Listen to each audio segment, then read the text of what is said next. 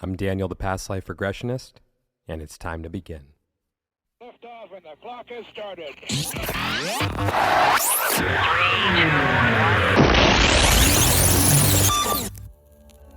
This is Timeless Spirituality.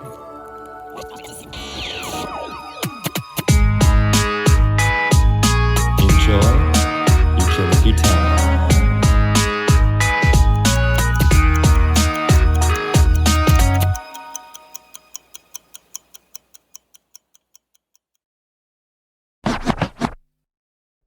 Hey everyone, welcome back to Timeless Spirituality. It is time for another brand new episode, and this is part 2 of 2, even though it has a different title than the last one, but because it really shifted in tone and in subject and theme, I wanted to just make it an episode in and of itself. So if you haven't listened to the previous episode yet, I highly recommend listening to that before you check this one out. And so I hope you guys enjoy this brand new episode of Timeless Spirituality, and with a topic and a modality in which this has never been discussed before on the show. So with all that said, and completely on a different subject, if you would like to book a regression with me to discover who, when, and where you have been throughout time, you can reach me on Instagram at The Past Life Regressionist, or you can go ahead and book through my website, thepastliferegressionist.com. And now it's time to begin.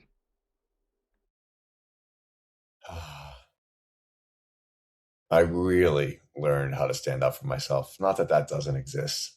That didn't exist before. But I'll share this. I've been in something that felt very cultish to me. And I spoke out very publicly amongst everyone that this is what I thought it was. I confronted the facilitator and staff first and just, hey, there's some things here. And then they actually flipped and tried to push me out for what I thought were raising very reasonable concerns. And so I did eventually let everyone know in the group that this is what I'm seeing and feeling. And there's a pressure to adhere, like, oh, no, why rock the boat? And I stood to gain a lot on the surface by shutting the fuck up. And there's powerful people all around you. I didn't shut the fuck up. I got louder.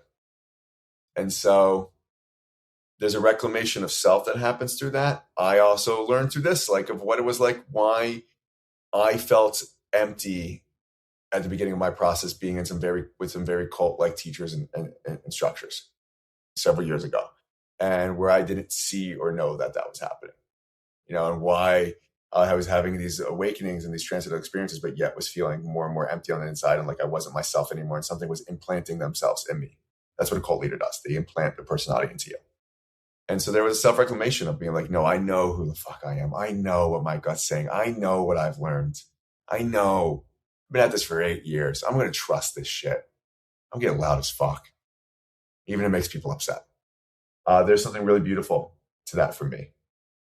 And I felt like that was a much deeper step of leadership that I really needed to pass through. I definitely have now. And so it makes sense. It makes kind of fun, a weird thing to open up your first big program that is heavily rooted in being a spiritual teacher facilitator. And the month leading up to it, you've accidentally infiltrated what you believe to be a cult. You can't make it up. So yeah, man, I've learned quite a bit about myself in the last month. There's been a lot of growth in the last month, for sure. Really quick, when you say infiltrate, what do you mean? Well, I mean, oh God, I probably shouldn't use that word. Because that sounds like it was premeditated. Like I would. No, it wasn't. It wasn't. It was like I found myself inside it, and it's like, there does come a point where it's like, oh God, I have to be careful how I use my words here. I participated fully, unconditionally. I wanted to be very open to the experience. Okay. But at some point, especially when you point out a flaw in the structure and just for just the safety of someone, everyone else, and it gets flipped on you. A part of you sees what this is, and you just stay present and kind of observer to what this whole thing is. And you're now not fully in the experience. I feel like, to experience it per se, but to understand it and to protect others. And so at some point there is a flip for me of this isn't about my individual experience and the medicine I'm getting out of this, but this is understanding what's truly going on here. And can I protect others from the harm induced in this space? Because there's clearly harm being induced. And so, yeah, infiltrate, probably not the best word, but like, it wasn't premeditated at all. I didn't have a great feeling come up, but like, the first couple of days, I was like, oh, this is great, and then things started showing up that I was like, not good. And I caught them doing a lot of things in the background that were not good. Yeah, I'm considering exposing them. I'm going to upset a lot of people though. So yeah, a lot of interesting tests this last one. I'd ask you if you want to practice on time with spirituality right now. What do you mean by that? Like practice putting it out there, not taking them. Well, I don't know, maybe. Yes, no, maybe. No, so. I mean, you wanted to share the story? No, it's, what do I feel ready to share? By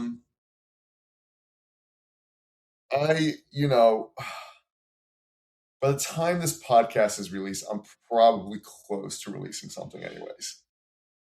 You can't go online and find negative reviews of these organizations. They will purge them out. Okay. And they make you sign all these contracts to secrecy and confidentiality. Luckily, I caught them breaking their contracts a number of times, so the confidentiality agreement does not exist with me. That's the lawyer stuff that I'm very fortunate to have. That's it.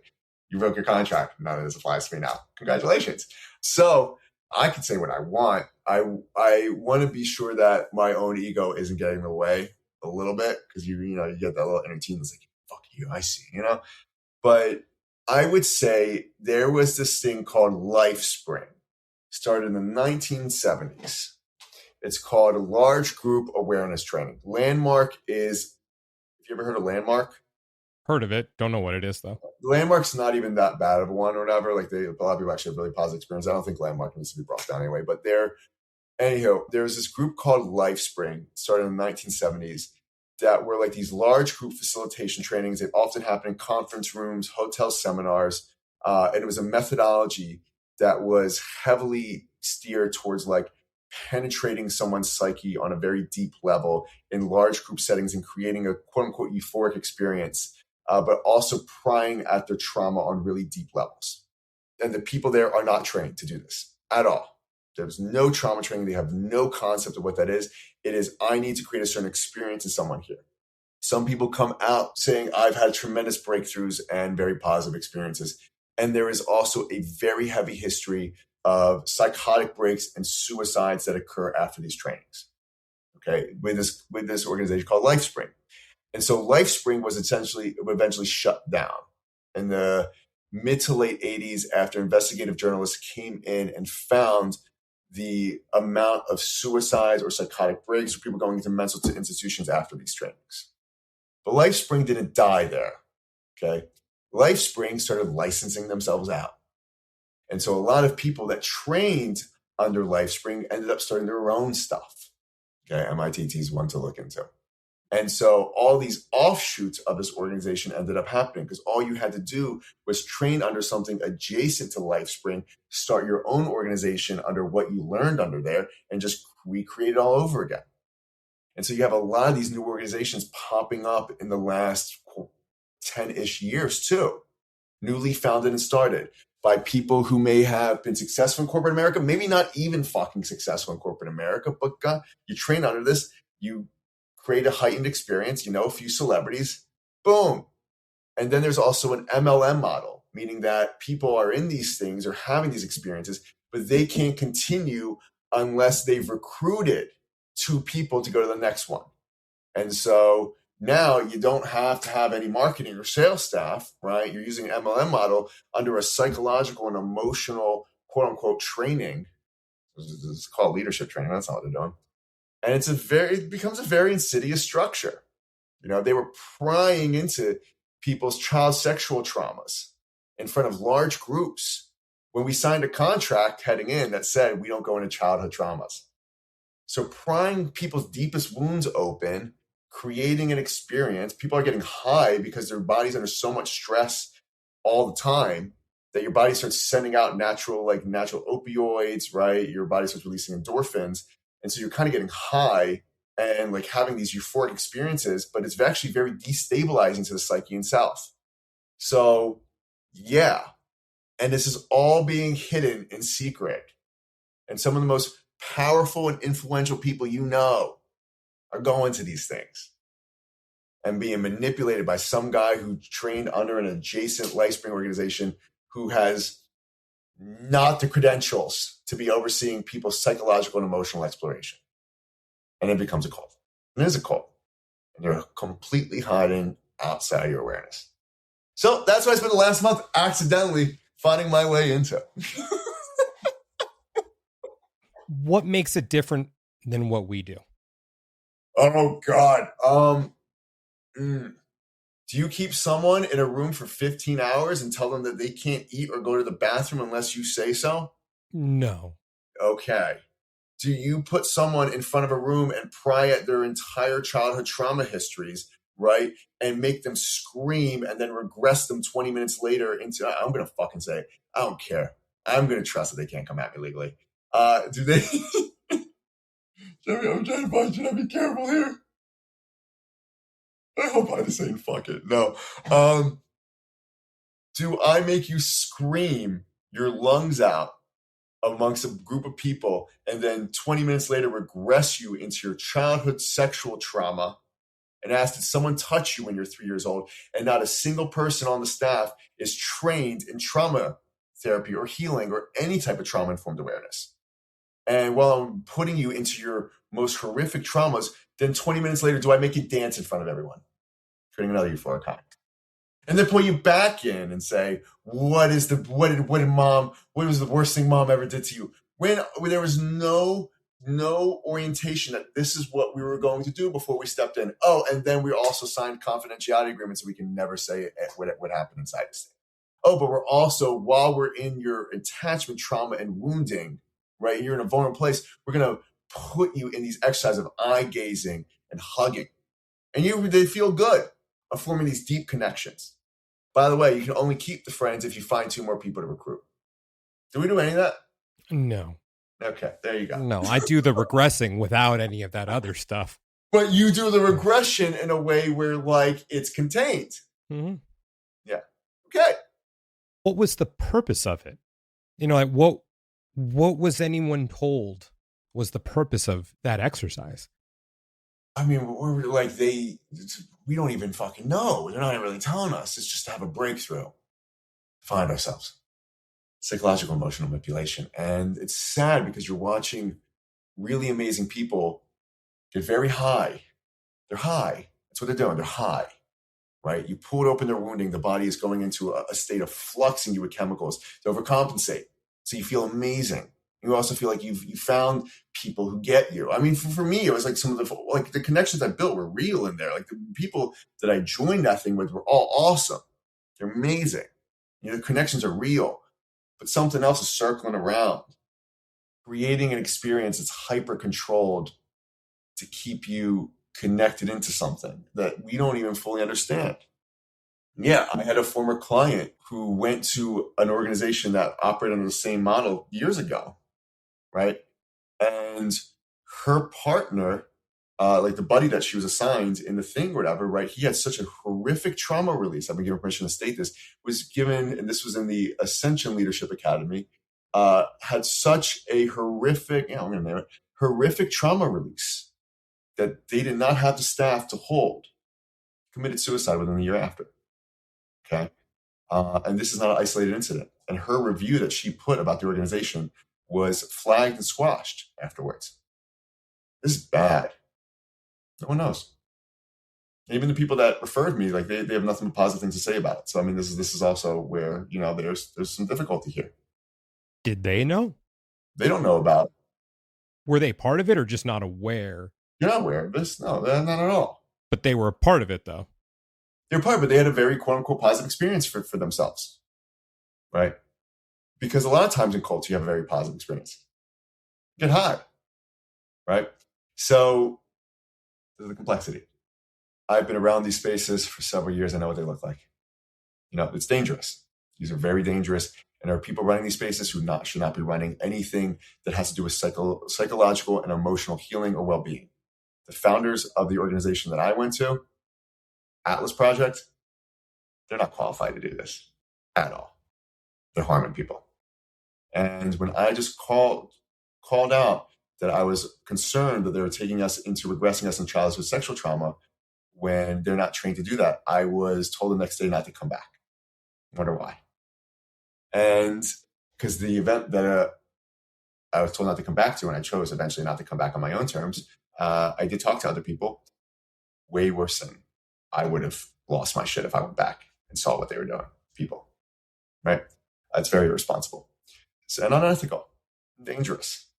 And no structure exists to hold them accountable. LifeSpring was sued, they were shut down, and the trainers just took the methodology and continued to create their own organizations. So we're literally just, unless an investigative journalist comes through or a D- wellness influencer like myself just happens to accidentally be invited, these things go on scot-free. And people die and lose their minds or severely harmed. Okay, so without naming names right now, because, I think without naming names, what can you say to the listeners right now of Timeless Spirituality, the ones who follow, and I was going to hate that word follow, but I'm going to use it right now, who follow a lot of spiritual practitioners in the spiritual community, ones that they see out in the social media sphere? Yeah. I mean, is it safe to say that some of the listeners probably know who these people are? No, the ones leading these things. Oh, no, not the ones who are leading it, but some of the people who were in it. Oh, almost every one of your listeners knows someone who was just in this thing, for sure.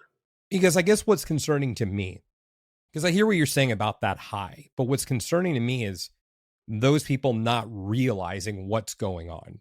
Mm-hmm. And that worries me as someone, in this space who wants to be as responsible as I can be, and hoping right now that those people listening to Timeless Spirituality, what could you tell them to look out for? Not name names or, describing people, but what kind of behavior from those types of influencers? Look up the BITE model. I think his name is Stephen Hassan. Just look up the BITE model. BITE? Yep. That is a great orientation to high control groups. Okay. What we would call cults and cult leaders. Stephen Hassan is brilliant. He actually wrote a whole book around how Trump and MAGA have a lot of cult-like qualities. Look up the BITE model, and then when you go into spaces, see if the space is hitting a lot of dots on those categories, and your red flags should be up. There's nowhere near enough awarenesses on this. What are 3 things to look out for?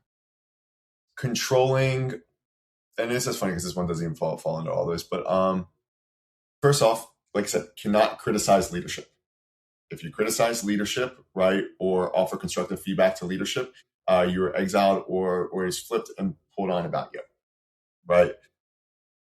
Any type of reservations about something, right, which you're allowed to have, is flipped on you about being about your own perception, right? That's just your ego speaking. Yeah, it's made to be about something is inherently flawed within how you're reading things, right? Rather than just listening to your take and working to understand. They are heavily controlling your movement. Like they're heavily controlling like your food intake, how often you go to the bathroom, things of that nature over a long period of time. Okay. There is a loyalty to a certain type of framework, right, that you really can't move away from. Okay. They also hyper control your beliefs, your thoughts, right? And they are hyper controlling you to have a certain experience that is heavily artificially created, so to speak. Now, is this something you need to worry about for like a week-long retreat in Sedona or Bali, or is this something that's longer term? Yep, 100%, 110%. Yes, absolutely. And it can happen that quick? Yes, in 3 or 4 days. Yes, absolutely. Absolutely. Wow. How did they not know something was wrong when someone's being put in a room for 15 hours? That's what they do. How does someone not realize that there's something wrong with that? Because I don't know. Was it 15 hours? I'm sorry for legal purposes. It was at least 12 hours though. Look, 12 straight hours. even if they put him in a room for 10 minutes, that's too long. No, I mean, your clients are in a room with you for 10 minutes. Oh, I thought you meant they're like on timeout. No, like you're in like a hotel. Like an intensive. Yeah. It's not just one person, it's everyone. Yeah. Oh, okay, sorry. When I thought, like, I just pictured it as, I know it's a little far, like someone being shoved in a closet. No. I mean, no, it's not a frat. Those are, those are what we call still. But no, you're in a room for like 15 straight hours though, with very minimal breaks. It's just it's the ability to dysregulate someone, pull them up, down, up, down, up, down so quickly. Massive red flag, and it's heavily crafted. You mean it's intentional when you say that? Yeah. Look up LifeSpring. LifeSpring, their methodologies, the frameworks, and how they continue to be carried out by tons of different people, and all these organizations start starting up. And it's funny because these are more business, corporate adjacent spaces. They're not even spiritual, but they use spiritual, energetic principles and psychological, like emotional healing principles inside of it.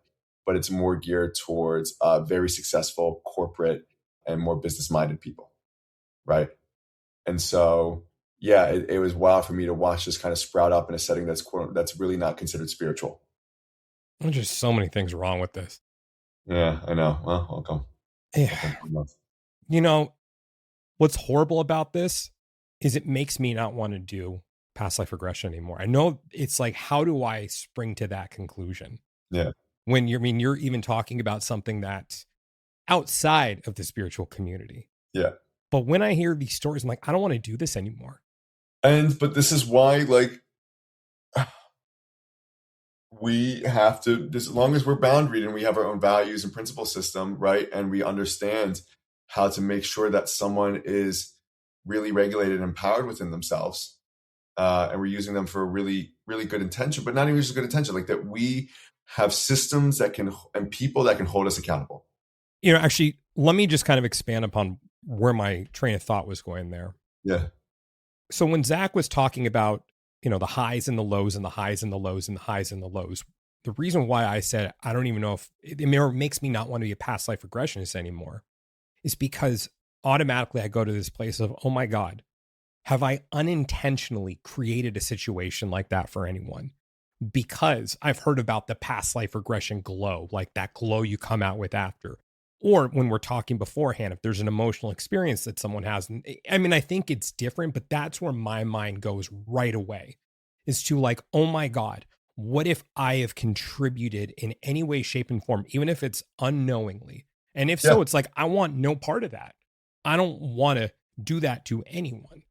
Well, perfect, because I will tell you right now, you very likely have done that to someone. And I know I have done that to someone.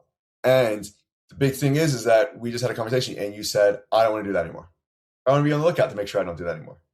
Right? That's the difference. Right? And I'm sure that if someone came to you and said, hey man, like, I don't like the way you did this, right? You listen to them. I have always done that. I've been hard-headed at times, right? But I have listened. Oh, absolutely. Yeah. Yeah, and not shaming the person for coming to you with certain concerns. So, yeah, that's the difference. Do you live inside your own echo chamber? Are you looking at yourself? Are you looking at your methodologies? Are you looking? I've built my practice because for over 8 years, I can always see and be open to where I'm wrong. Because I'll always be wrong sometimes. And that's what makes us not gurus, not cult leaders. That's the difference. That's the delineation. Yeah, I mean, it's still super unsettling, because you're right. I probably have done that. Still unintentionally. Yeah. But nonetheless, I hate that idea. And I don't even like to use the word hate, but I hate the idea that I've somehow contributed to that experience for someone. And you know what? There are doctors who always make mistakes. There are lawyers who will fuck up a case for someone that's innocent. Okay. But the ability to see that and to adjust and to accept that feeling, right? That feeling of, fuck, I did this, it hurts. Yeah. I at the early stages of my career, I referred one of my clients out to a practitioner that I should never have referred them out to. Oh, that's the worst. And they came out experiencing severe harm and they yelled at me and they almost screamed at me, and Sat there, I just took all of it. And I was just like, I'm fucking sorry. I'm sorry. I really fucked up. That's all I could say to them. I really fucked up. You lost money and you were harmed because I did not see something and I had an incredible misjudgment. I had to sit with that. I had to take that in. Person never came back to me. They had every right to never come back to me. Our work was demolished because of that. Sucked.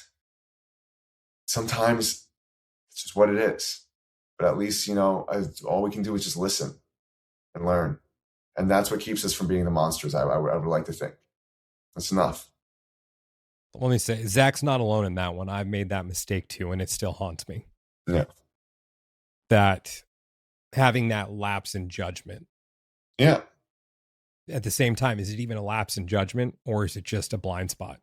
They're both. I mean, bro, I started a project up like 2 years ago that was a fucking mess. And I was not, I say out of integrity, but missing a lot. My own blind spots were being played off of massively. And people's stuff was thrown in the mix to they were, I wasn't protecting them, looking after them the correct way.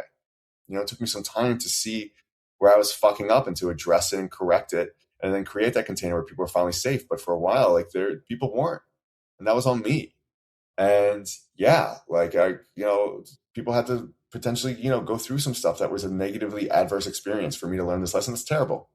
But this is also where we're at because we're learning as we're going too.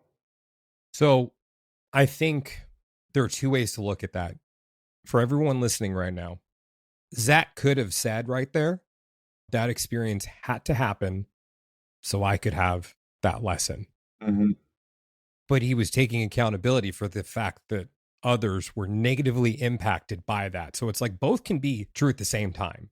Yeah. Where it's yes, because I think a lot of times when a guru-ish or practitioner says that, it's to absolve themselves of the responsibility of messing up.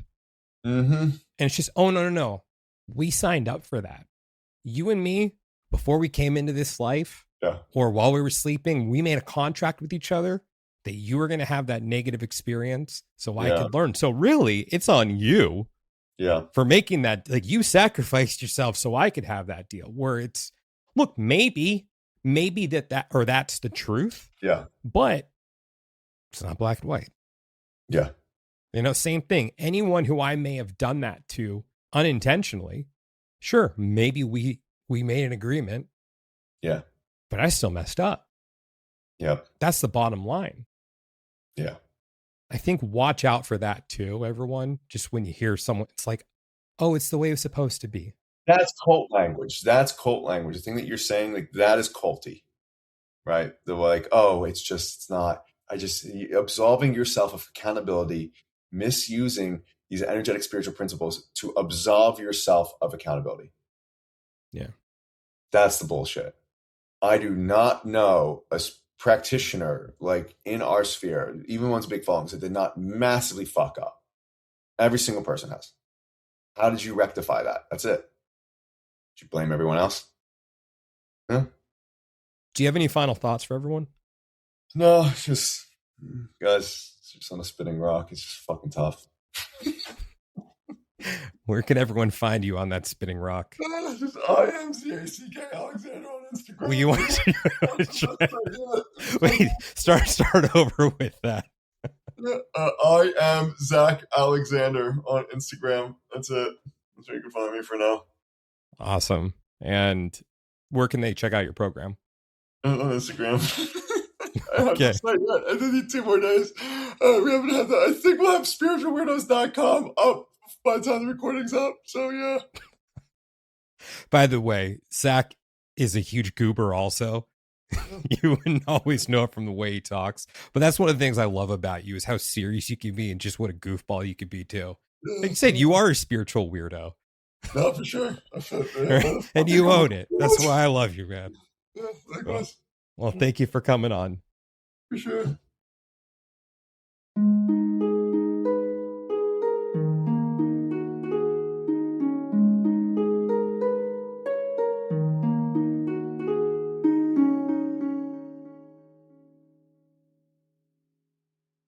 Fellow time travelers, your journey through time awaits you. Just want to thank you guys so much for listening to today's episode. And if you're interested in discovering who, when, and where you have been throughout time, and you'd like to book a sesh with me, just go ahead and send me a message on Instagram at The Past Life Regressionist, or you can reach me through my website, yourpastliferegressionist.com.